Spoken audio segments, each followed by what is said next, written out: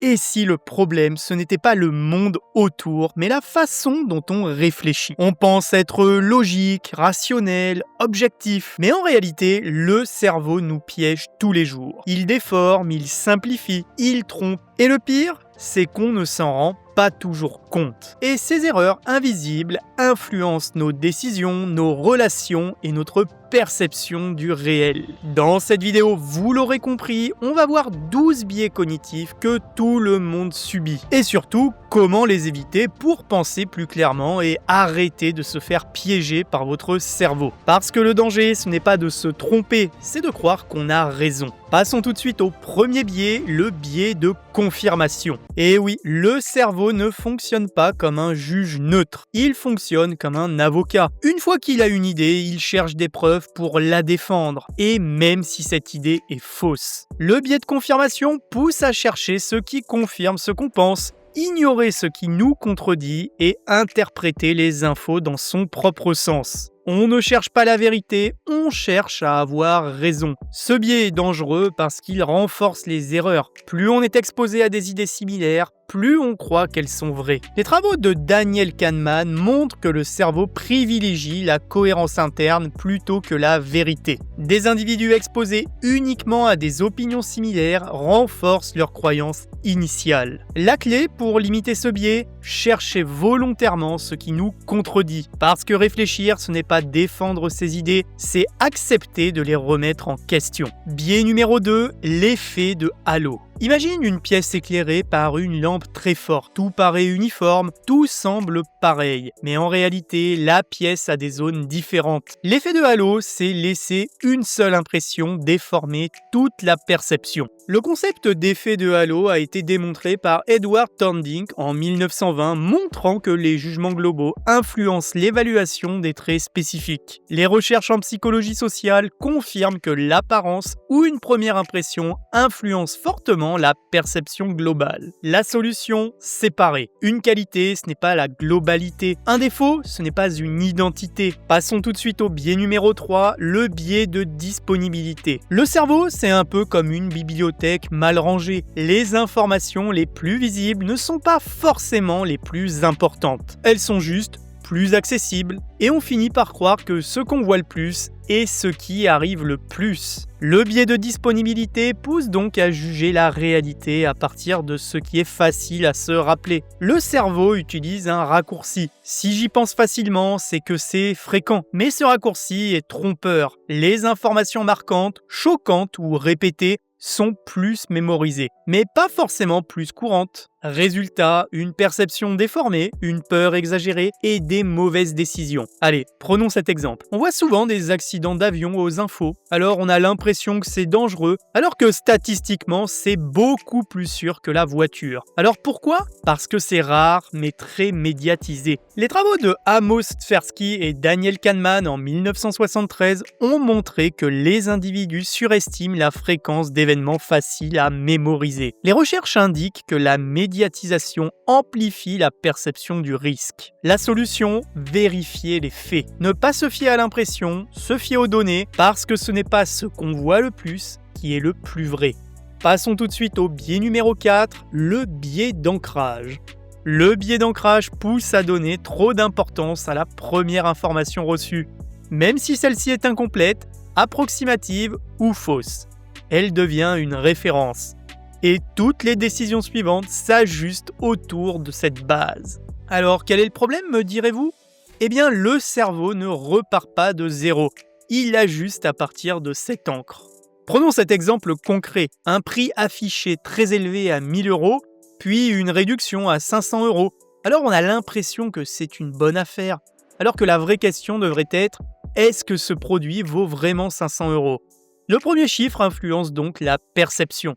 Les recherches montrent que même des nombres aléatoires peuvent influencer les estimations.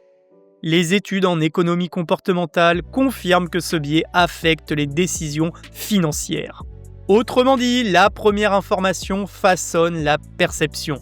La solution, prendre du recul. Se poser une question simple, si je n'avais pas cette information, qu'est-ce que j'en penserais?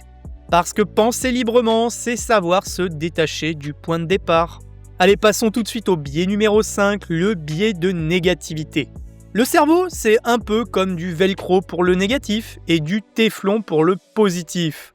Les expériences négatives collent au cerveau comme du velcro et les expériences positives glissent comme du téflon. Résultat, un seul problème peut prendre toute la place alors que 10 choses positives passent complètement inaperçues. Et oui, le cerveau accorde plus d'importance au négatif. C'est un mécanisme de survie pour détecter le danger, éviter les erreurs. Mais aujourd'hui, ce mécanisme crée un déséquilibre. On retient davantage une critique, un échec ou un moment gênant. Et on minimise nos propres réussites, compliments et progrès. Résultat, une perception biaisée et une baisse de motivation et un stress amplifié. Prenons cet exemple. On reçoit 9 retours positifs et une critique. Je suis sûr que vous l'avez déjà vécu. Et pourtant, c'est la critique qui nous reste en tête. Elle tourne, elle prend toute la place. Alors que la réalité est majoritairement positive. Les études scientifiques indiquent que le cerveau traite plus intensément les informations négatives. Les travaux montrent également que ce biais influence la perception globale de la réalité. Autrement dit, le cerveau amplifie le négatif et sous-estime le positif.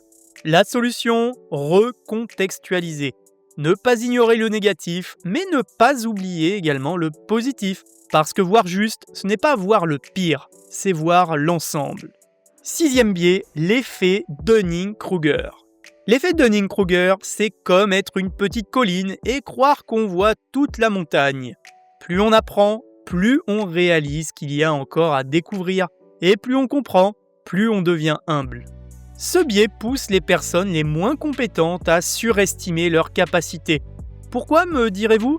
Parce qu'il faut déjà un certain niveau pour comprendre ce qu'on ne maîtrise pas. Résultat, excès de confiance, erreurs non perçues et difficulté à progresser. A l'inverse, les personnes compétentes doutent davantage, voient la complexité et reconnaissent leurs limites. Prenons cet exemple. Apprendre quelque chose de nouveau. Alors au début, on a l'impression de tout comprendre avec une confiance élevée, voire insolente. Puis en avançant, on se rend compte de la complexité, des doutes et de la remise en question. La perception change avec le niveau réel à ce moment-là. Les travaux de David Dunning et Justin Kruger en 1999 ont montré que les individus peu compétents surestiment leurs capacités. Les recherches indiquent que ce biais est présent dans de nombreux domaines, que ce soit l'éducation, le travail ou les prises de décision. Les études montrent également que la prise de conscience de ses limites améliore l'apprentissage. Autrement dit, ne pas savoir peut donner l'illusion de savoir. La solution, rester lucide. Reconnaître ce qu'on ne sait pas, ce n'est pas une faiblesse, c'est le début de l'apprentissage. Parce que progresser commence souvent par dire « je ne sais pas ».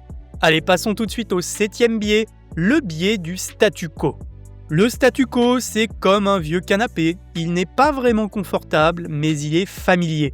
On reste dessus par habitude, même s'il y a un meilleur canapé à côté.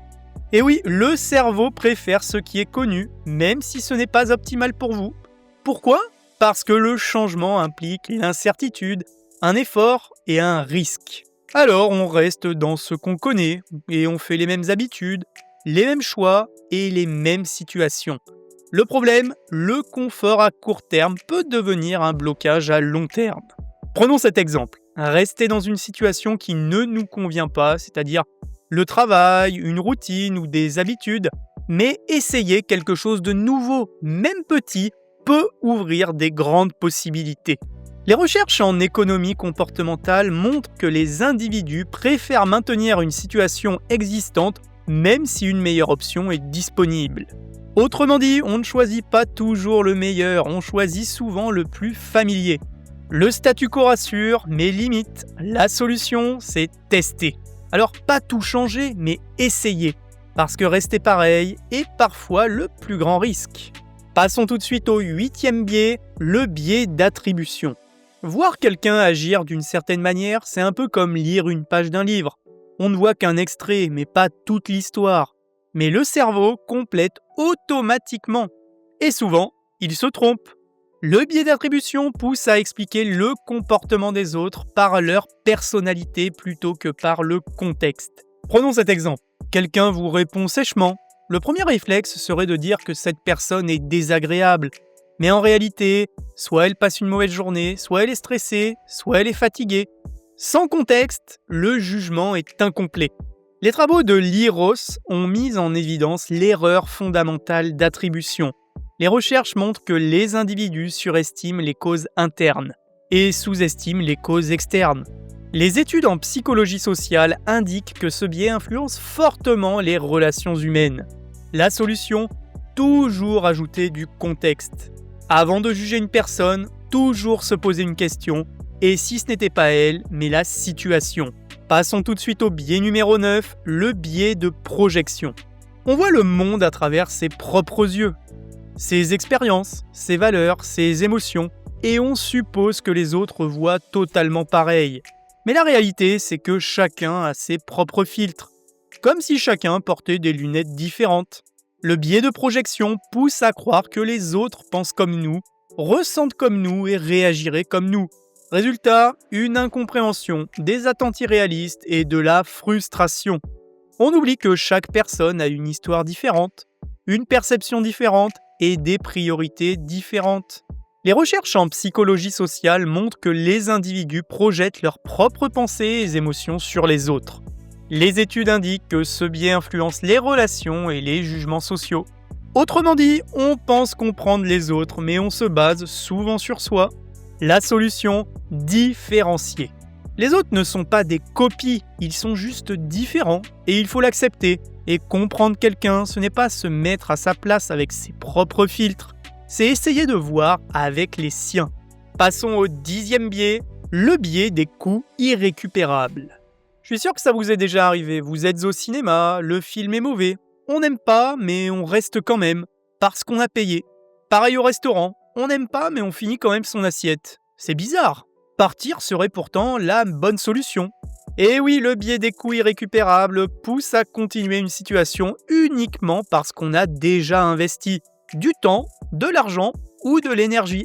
Le problème, ces ressources sont déjà perdues. Les prendre en compte dans la décision actuelle n'a aucun sens rationnel.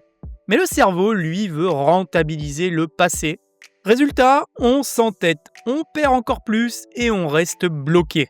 Prenons cet exemple. Rester dans un projet qui ne fonctionne pas, une relation qui ne convient pas ou une décision qui est déjà regrettée.